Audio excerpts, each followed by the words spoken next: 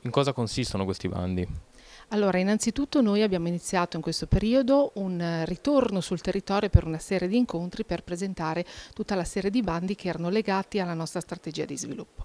Noi abbiamo fatto già un'indagine all'epoca della stesura della strategia nel 2015 con un'altra serie di incontri e grazie a questi incontri abbiamo poi sviluppato una strategia di sviluppo sul territorio che diciamo così, mira su un filo conduttore dei 25 comuni che vanno da Isola del Cantone a Moneglia, che è quello della creazione di un comprensore odor. E intorno a questo filo conduttore abbiamo costruito tutta una serie di bandi che vanno sia sulle strutture ricettive, quindi sul turismo sostenibile, sia sulle filiere delle produttive, quindi su una serie di filiere che possono essere quella delle nocciole, del latte, della rosa, eccetera, e anche sulla valorizzazione dei beni naturali ed ambientali del territorio.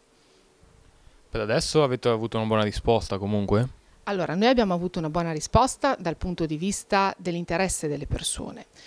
Noi oggi ci troviamo in un incontro a Mezzanego dove, devo dire la verità, la Val d'Alto risponde sempre molto bene, in particolare Mezzanego risponde sempre molto bene a queste serie di incontri.